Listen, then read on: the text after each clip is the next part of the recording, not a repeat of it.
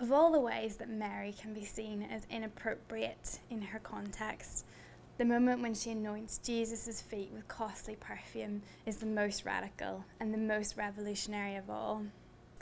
In first century Jewish culture, society dictated that when you entered someone's home, appropriate hospitality looked like having your feet and hands washed from water in a basin offered round by your host. This was a very practical solution to cleanse people's feet of the grime of miles walked across Middle Eastern soil, as well as being an important social and religious ritual. It is noted in socio-historical accounts of the time that the washing of guests' feet would always precede the grace. After these rites had passed, the guests could eat.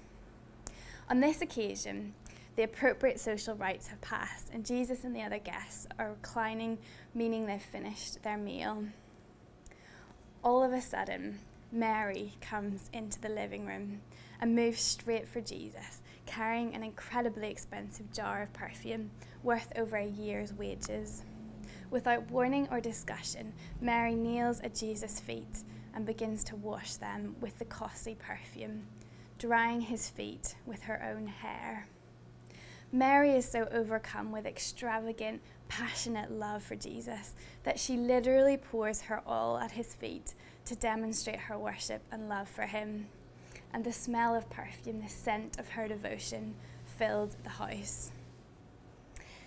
Sometimes I've struggled to understand this story because we have so little context for something like this happening in our society.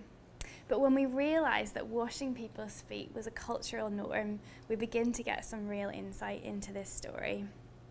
See, water from a basin and a towel or the edge of a robe would have sufficed for this everyday occurrence. They would have met the expectations and been well received.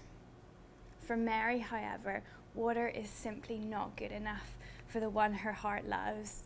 As she sits in the house with him, she becomes so overwhelmed by how amazing he is and how much she loves him that she is compelled to offer him everything she has. In this moment of love, she grabs the costliest thing she owns and wastes it at his feet.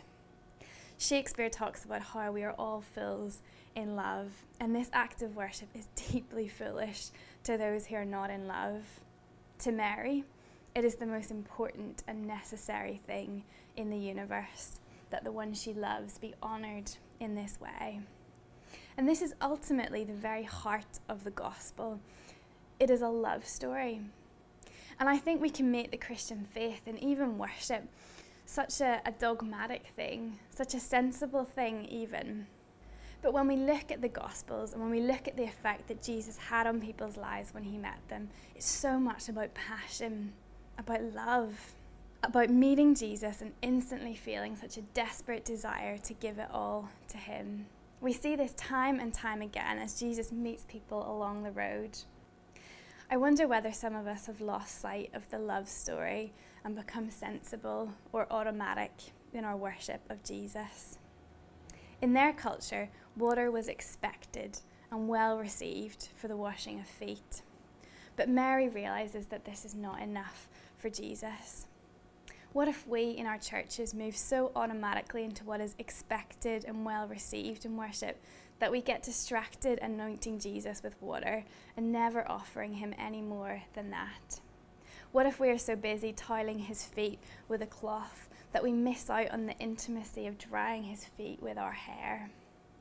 Mary's act of worship is called a beautiful thing, and it blesses the heart of the one she loves. The washing with water is so good, but the scandalous outpouring of costly perfume is so much better, and it changes everything.